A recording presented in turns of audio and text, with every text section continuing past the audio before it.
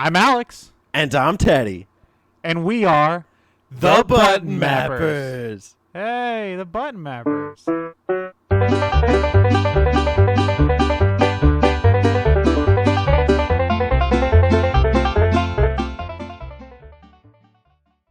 All right. So we're here today to map some buttons on the Nintendo 64. It's got a lot of buttons. It's got a shit ton of buttons. How many? Have you seen that controller? It's made for 3 hands. Yeah. It's crazy. Yeah. How do you hold that thing? This is good. 3 hands and 3 eyes to see all those polygons. The Nintendo 64. Classic. Nintendo's third home console. Certified Nintendo seal of approval. Came out in 1990 something. And is shaped like a diphthong. Oh man, the N64. The memories. Is a unique creature. How do you feel about the Nintendo 64, Alex? I love it. Would you play it today? I have. Mine's plugged up to my TV in my living room right now. You played it today? No, but I've played it in like the past week. What games would you play today? Banjo-Kazooie. Nice. What else? Turok. Okay. Ocarina of Time. You'd play that? I Really? would. I would want to play it. Okay. I'm not saying it's one of my favorites, but it's one worth going back to. Interesting. Conker's Bad for a Day. Nice. Goldeneye. Eh, Don't. This is my opinion, Teddy, not yours. fine. Goldeneye. Have your opinion. Turok sequels. Okay. Snowboard Kids. Mhm. Bomberman Hero. It's a good game. All right. What about you? What would you play? I would play Super Mario 64 any day. I would play Mario Party 1. I would play Mario Party 2. I would definitely play Banjo-Kazooie, but probably Tooie. I love Banjo-Tooie. That game is a freaking masterpiece. Wow. Got me thinking. I haven't actually hooked my Nintendo 64 up in a while, thanks to you sending me an Atari. Despite that, I am a big fan of the 64. I just think the issue is that Nintendo's one-upped themselves from the 64 era. We've actually gone on record as like pretty much praising the GameCube, and I think that the GameCube kind of evolved the 64 in some ways. And you know, I'm doing my Star Fox retrospective right now, or whatever you call it, the narrative analyses, and you know, I'm thinking about Star Fox 64, but I'm also toying with Star Fox Assault, and I'm just thinking of like what a better game it is. And when you think of like games like your F-Zero X and then your F-Zero GX, I hate to say it, but I almost feel like the Nintendo 64 is outclassed a bit. No. What do you think? I totally agree. When I think back, Mario 64, Mario Sunshine, I would rather go Sunshine. I think it does everything better. Same thing with a bunch of other games that I can't think of right now. But the GameCube, which I don't want to talk about the GameCube for too long here, but the GameCube definitely felt like a step up. It felt like what Nintendo was trying to do in the first place with the 64. In a lot of ways, it had the 4 controller hook-ins, multiplayer focused games. It was a small console. It was just, like very unique controller. It felt like there was a lot of things that they did with the GameCube that started with the 64. Even if it wasn't the GameCube, I feel like one of the successor consoles did it. What would you argue is the reason to play a 64 today? Definitely the strong library of first party and, to an extent, I guess you would say second party. I don't know what the fuck you would consider rareware. Like they were like that's second party. Pretty much I guess. the second party. So company. pretty much those or multiplayer games. Like multiplayer games, like that is like you're not gonna get better multiplayer games on the PS1, like or the Saturn. Your multiplayer games on 64 are where it's at. Although I think you could still argue GameCube. Yeah, yes, but again, like just talking about 64, because like yes, GameCube, like I'd rather play Double Dash than Mario Kart 64, but Mario Kart 64 is still a damn good time. Sure. it's just the way it is. And Mario Party, gosh, I do like Mario Party 1 and 2 quite a bit, but I would play the GameCube ones. I don't know. I think 2 kind of, I think 2's the best of the classic Mario parties in my opinion. Okay. I don't want to give you a list of why because I don't want to sound like an idiot. But it's just always been my favorite of the Mario parties. It's not a bad one to pick. Yeah. So I guess we should just jump on in and talk about maybe some of the games on the 64. Sure. Let's talk about what the pioneers are for this console. Pilot Wings. I'm just kidding. It's Super Mario 64.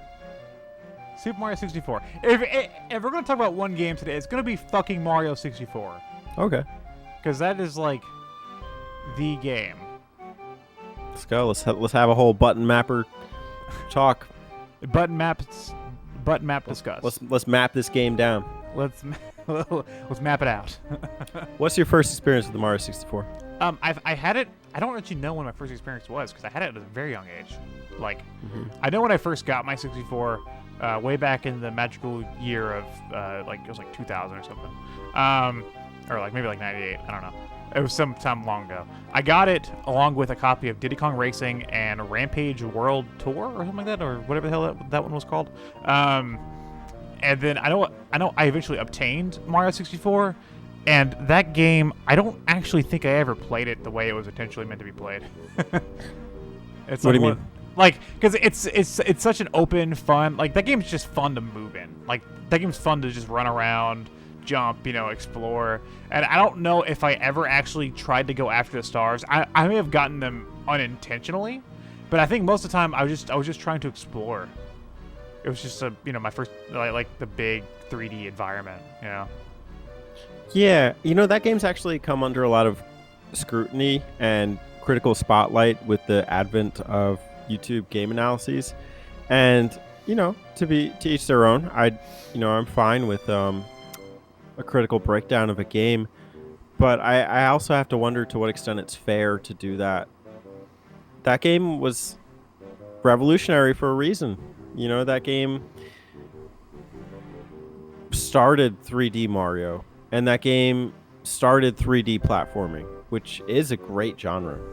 Yeah, that game was a pioneer, and it's like, it's the same thing with like trying to put the first Mario Bros. Up to fucking like Rayman Legends or something. Like it's not gonna stand up. Of course not. Like it was the first of its kind to really like pioneer that type of gameplay. But let's take a moment and just reflect. For like Mario 1, you and I were born much like years later from Mario 1, but I know on the off the books that you and I are both big fans of Mario 1. I think I could argue that's my favorite of the 2D ones. Yeah, mine too. Do you feel like kids these days could play Mario 64 and appreciate it despite those like kids react channels? I think so. I think because it has a certain simplicity and charm that lends itself nicely. Because you first start off at the castle courtyard. It's a nice start up. Like you're running around, like learn the controls, and then you walk in, you find the one door that'll open. And you go into the, there's this picture. Can I interact with it? And you jump and you touch it and you fall through. And you're like, whoa, wait, what? And it's just like there's this element of like, I don't know what I'm trying to say here. There's like this element of, like, I guess mystery to a lot of it. Because it's like, there's a level that's just behind a plain old brick wall, like that a rabbit leads you to. Like, there's a one in a clock, like. It's always super unique, whereas other Mario games leading forth, it's like, here's the level over here, guys. Here's the level over here, guys. Like, this is, this one takes you to the beach. This one is a planet with toys. Like, Mario, it felt like you were exploring this giant castle and you didn't know what to expect next. That's a great point. I like the thought of, like, discovery and... that's probably one of the first games I ever played, so I think as like a tutorial kind of game, that's not a bad game to raise your kids on. Oh yeah, it's great. It's got great music. It still looks nice, especially for a 64 game. Like, yeah, it could look better, but it still overall does the job really well. And once again, there's some really memorable levels in that game, like Baba on Battlefield. the water one, whatever the hell it's called. Dire Docks. Thank you. I forget. Well, there's two. So there's like the Dire Docks stage, and then there's that other one that is kind of forgettable. I have no idea what the hell it's called. Oh, you talking about the one where the water level rises or lowers? Where the sea snake or something. No, I'm talking about No, there's another one where like the water level rises and lowers. You hit Oh, switches. so there's Remember that one? 3 water levels. Yeah. And then, Wow. but the third one's really unique. And then there's like the island where like things can be giant or small. Like that's a cool idea. And I hate to say it, but I actually prefer to swim in Banjo-Kazooie. We'll get to that in time. Sure. Can we move on? From what? Ocarina of Time. Oh, doo doo doo doo doo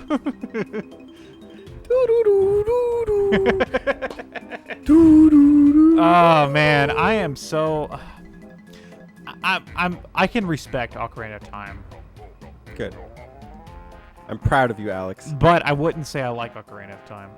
I don't expect anyone to like anything. Which I mean, I have a copy of it, and like I do think like I said at the intro, it's a must-play N64 experience. I play it yearly. But I think this is the example that's the inverse of Mario 64, for me at least, where like other games have done it better and other games did it. It just makes it feel less enjoyable going back. And other games haven't done it as well. I think to That's some true. extent you can argue that game is ambiguous and delivers subtle messages. Take a look at my channel, Your Sworn Brother. Do you know where that comes from? Banjo-Kazooie? You missed $100 question on Jeopardy. Oh no. What is... Come on, fill in the blank. What is Ocarina of Time? Nice. All right, so Okay. you've honed in. So there's a moment in the game where the Gorons induct you into the Brotherhood, and they declare you your sworn brother because you defeated the fucking Dodongo. You're a hero, and you're a kid, and that's so powerful. And I think the messages in that game are powerful, like from start to finish. And I love it. I thought that was huge for me growing up. I thought there were some big themes and ideas, and that was something I needed in my life at that time, and that I still respect to this day. So like you said, you respect the title. I respect it as well. Did you okay, so you said a word in there that I want to highlight. Was it fucking? No. Good. Yes. No, it was it was growing. It was growing up. Yeah. And that is not something I did with this game. And maybe that's my disconnect. Because growing up, I tried it. I think my cousin had it, and I tried it, and I was like, I don't want to play a game that makes me read, and like I threw it away. You know? Like Here I am with like 5 copies of it. yeah. So like maybe that's my disconnect, is that like I don't have that fondness for it because I didn't really experience it like that, you know. Okay. And I understand. To some extent, you could argue that this game is impactful for those who are young. I think it was, to a similar extent to Mario 64, groundbreaking. So, I appreciate it for what it is and what it did. And, even if it's not your favorite Zelda game, like it paved the way for the future Zelda games, even if they're not as similar. yeah, I definitely think it's a landmark in the Zelda franchise, or just in video games. For the longest time, people wondered when they would get the Ocarina of Time sequel. Yeah, and little did they know that they got it just over and over again. Yeah, that's fair. But, I mean, that also fell out of the conversation because they kept one-upping it. Yeah, it's true. I mean, and Skyward Sword. So, but We'll leave that for another time. Your turn. Pick a game. Banjo, What about it? my favorite. Which one? First one. Good pick. And the second Tell one. me why. We can combine them. I don't care. But the first one is my favorite N64 game of all time. What do you like about that? it? That is much like your Ocarina. That is what I grew up with. That was the game. Like when I got home from school, I ate my fucking Lunchable, my like pizza Lunchable. I got myself one of those Kool-Aid Mondo drinks out of the fridge, and I sat down and I played Banjo-Kazooie. And again, like Mario, this one I actually did complete. I actually did find everything and they would do all the tasks, because like unlike Mario 64, I think Banjo has like this character in its world. Like everything's a character. Everything talks to you. Like things are just kind of like they're all like it's all alive. And in Mario 64, like you have one or two characters that'll stop and talk to you, but like in Banjo, like the world feels alive while you're playing, and like that keeps me invested. You and I like our goofs and gags, and the funny thing about Banjo is that's like a Rareware company, which is a British company making a video game, which is bizarre in its own right, but they're so funny. Yo, yeah, they are hilarious. They know how to take the smallest jokes and just make them super funny for no reason. I love the voice acting in Banjo. Oh, yeah, it's brilliant. I mean, I understand like they maybe didn't have limit, like they couldn't do it, which is a lie because they clearly could, because they did with like Conker's Bad Fur Day.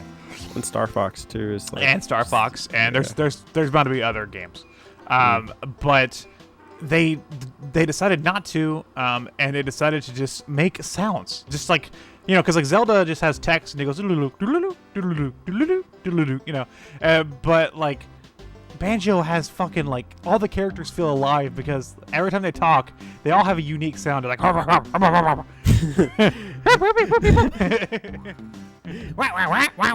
you know, it's just always like you could tell what the character is saying almost just by hearing them, you know, like not like what they're saying, but like you could tell, like, oh, that's Grunty, oh, that's a feather, oh, that's Bottles, oh, you know, that's Jinjo. You know, yeah, Jinjo, oh, you know, oh, that's what's his Kazooie. name, the fucking the Bottles, hippo, the hippo, it was like drunk hippo. Oh yeah, it was, I don't know, but he was like, it was like Blubbers, I think. Yeah, Blubbers. Yeah. Like, yeah, like he goes a pirate in the next one. You can Jolly tell. Roger. You can tell who that character is just by hearing their sound. Mumbo. Yeah, Mumbo's like ooga ooga. Ooga ooga. Yeah, it's terrible. That's great. Yeah, it was bad, but it's good. And like, well, like the ants in the first stage go like me me me me me me. Oh gosh, I feel very similar about Banjo-Tooie. I actually think that they upgraded it in many ways. I have so many great memories from that, and like you, I completed it -1 Jiggy at the time, but I did complete it later. It's just very completionist friendly, and I know I had kind of dug for that word last time. I was like collectathoner, but yeah. This game is a completionist, you know, happy time. Do you know what I love about Tooie? What do you love about Tooie? The one thing, okay, well, Tooie, I feel like, for the most part, I still might prefer the first one because the Tooie kind of like expects you to play the first one, like, you know. But I absolutely love the fact that without going back to the main hub world, the worlds have connections. Like you could find an exit for one world, like the mines that lead to the carnival, and it always felt like I would find this stuff by accident, you know, and then I'm like, whoa, wait, am I back in the dinosaur place?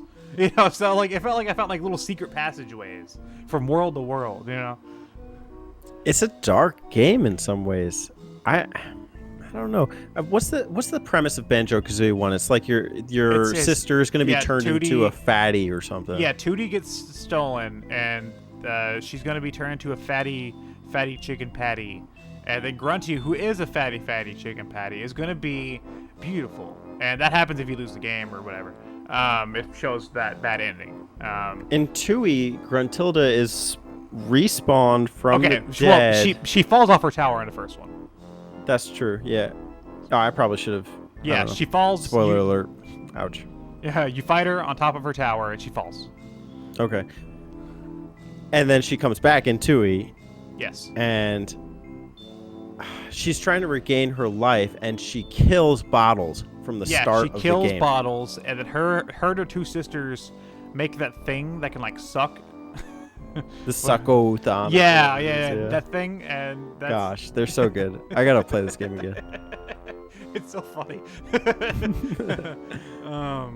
But Tooie's just like Tooie's an impressive game because like it almost seems like it shouldn't be possible on the 64. It's a big game.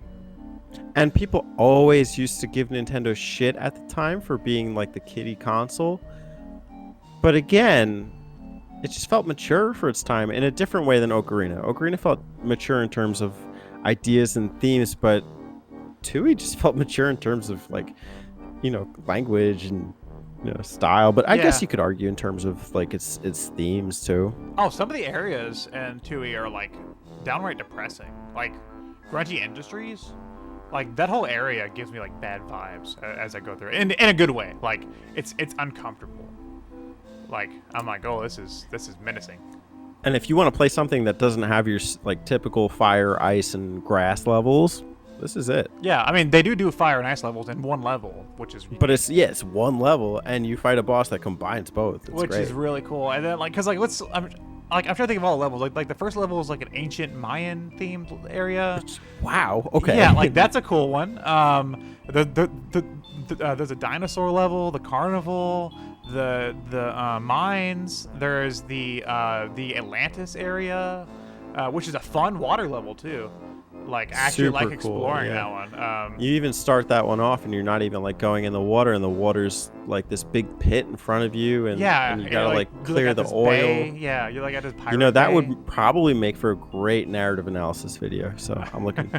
I got I'm you try- on my eyes, Banjo. I'm trying like I said, Grunty Industries always sticks out to me. Not only because you can be a washing machine, but because it is very menacing. Like it just feels like a dark place.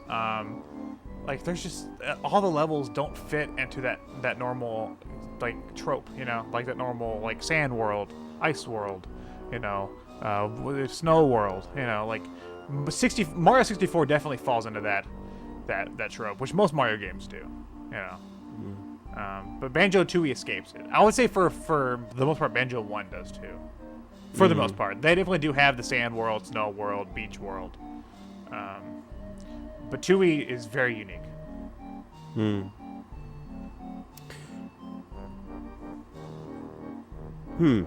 So, why would you argue someone should get into the Nintendo 64 library today? Let me answer that by saying why I got into it. I recently, within the last few years, I've collected every Rare game on the N64. And I think that's one like my biggest highlight is all the Rare games.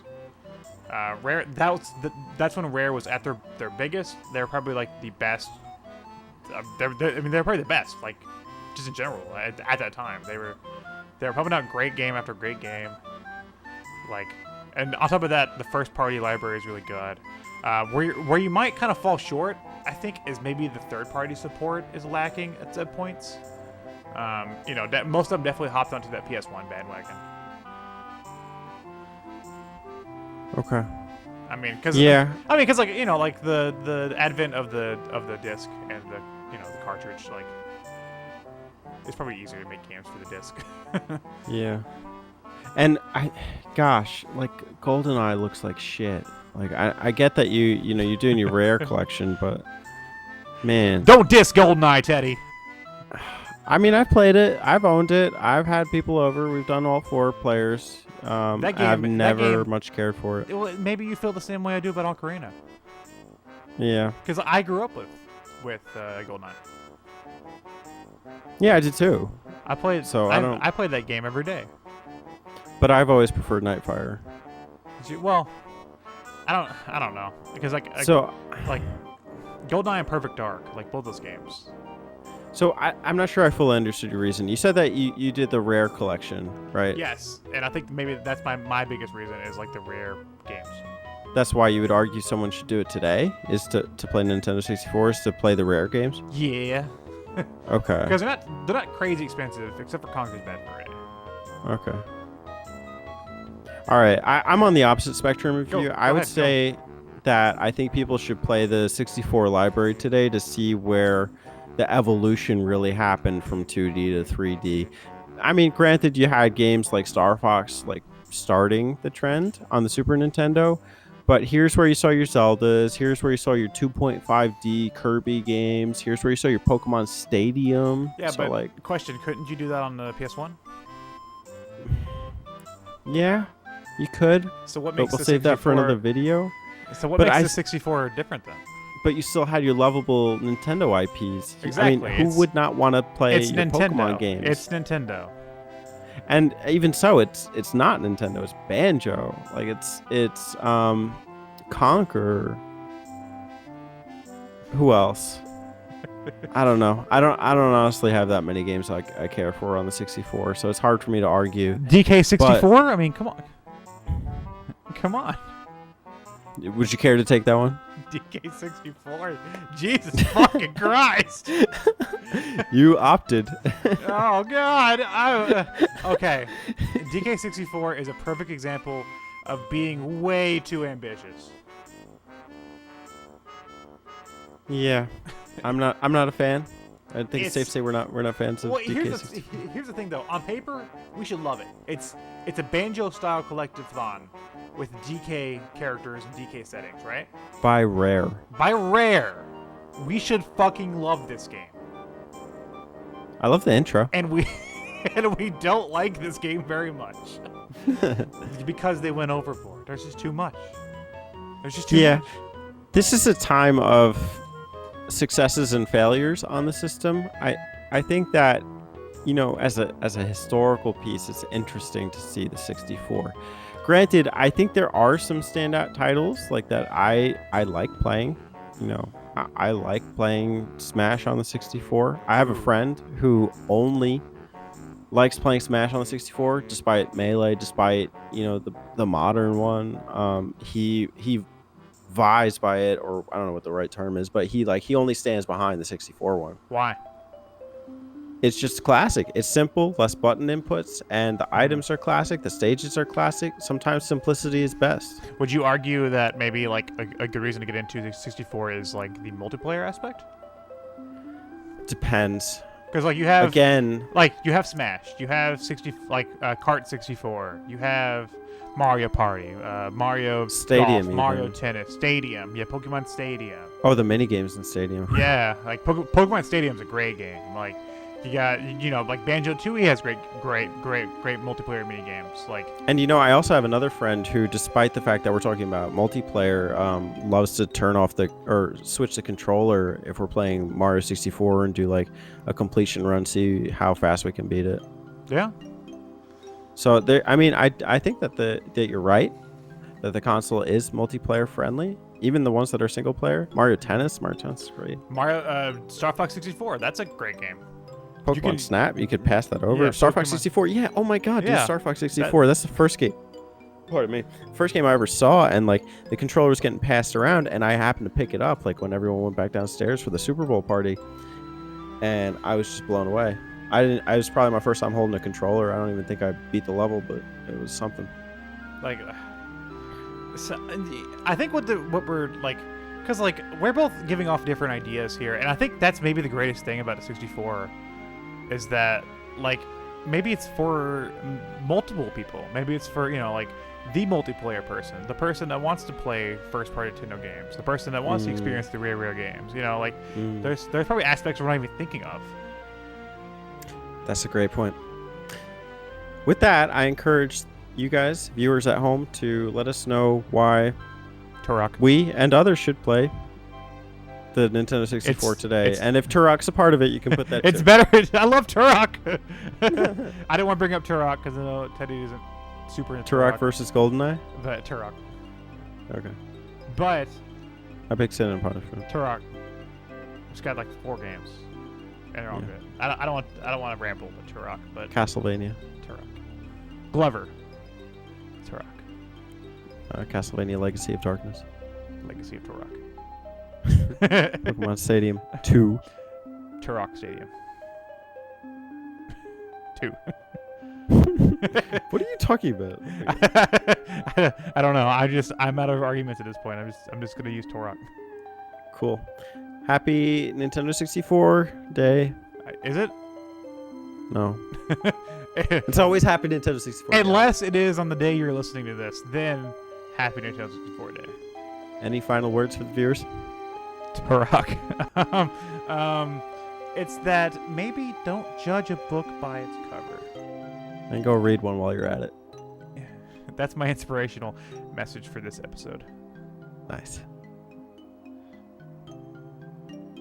Button mappers. Button mappers out. Out!